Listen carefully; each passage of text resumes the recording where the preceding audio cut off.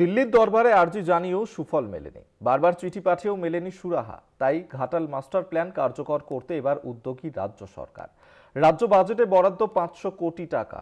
2 বছরের মধ্যে প্রকল্প বাস্তবায়নের ডেডলাইন রাজ্যে।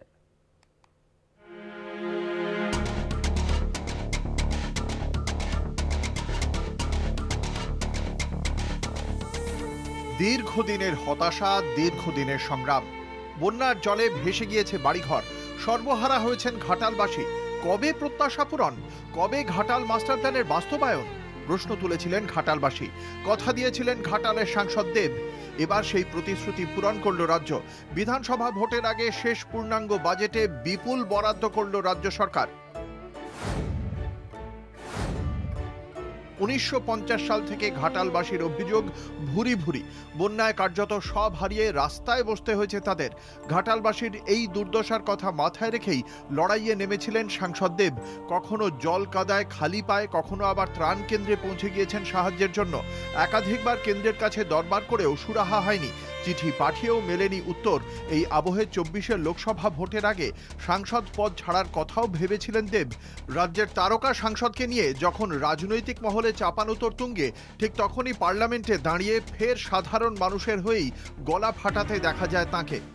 প্রধানমন্ত্রীকে রিকোয়েস্ট করতে চাইছি, এটা কোনো টিএমসির সমস্যা নয়, এটা কোনো বিজেপির সমস্যা নয়, এটা বাংলার সমস্যা। আমার মনে হয় এখানে দলকে সাইডে রেখে মানুষের কথা ভেবে আমার মনে হয় কি নেক্সট টার্মে যেন ঘাটাল মাস্টার প্ল্যানটা যেন এক্সিকিউট হয়। মানুষ বন্যার জন্য যে ক্ষতিগ্রস্ত হয়ে থাকে, মানুষ যেন তার ফলটা পায়। তৃণমূল সাংসদের আবেদনে সাড়া দেয়নি কেন্দ্র, তবে দেবের আবেদনে সাড়া দিয়ে ঘাটাল মাস্টার প্ল্যান বাস্তবায়নে উল্লেখযোগ্য ভূমিকা নিল রাজ্য। 2025-26-এর রাজ্য বাজেটে 500 কোটি টাকা বরাদ্দ করল রাজ্য সরকার। ঘাটাল মাস্টার প্ল্যানে 1,000 কোটি টাকা খরচ হবে। তার মধ্যে ইতিমধ্যেই আমরা 500 কোটি টাকা বরাদ্দ রেখেছি আর 340 কোটি টাকা অলরেডি খরচ করা হয়ে গেছে। বলে বলে কেন্দ্রীয় সরকারের কাছে যখন কিছু পায়নি তখন। সাংসদ হিসেবে এটা দেবের বড় জয়। অথই জলে ভেসে গিয়েছিল ঘাটালের যে অসহায় মানুষগুলো, এই জয় তাদেরও। আজকে সত্যি ভীষণ ভালো লাগে, খুব একটা ইমোশনাল একটা দিন আমার জন্য। কি আমিও একটু হয় না কি ভেবেছিলাম কি সত্যিই হবে, মানে কিন্তু তিনি কথা দিয়েছিলেন এবং তিনি সবারই সামনে কথা দিয়েছিলেন এবং ঘাটালে গিয়ে ঘাটালের মানুষকে কথা দিয়েছিলেন। তো আজকে সেই স্বপ্নটা পূরণ হতে চলেছে। রাজ্য সরকার ঘাটাল মাস্টার প্ল্যান পিছু 500 কোটি টাকা বরাদ্দ করলেও সমালোচনা করতে ছাড়েনি বিরোধীরা। যেখানে জমি অধিগ্রহণ হয়নি সেখানে ঘাটাল মাস্টার প্ল্যানের বরাদ্দ খাতায় কলমে থাকবে, যার নির্বাচনে আরেকবার প্রতিশ্রুতি গাল ভরা প্রতিশ্রুতির মধ্যে থাকবে।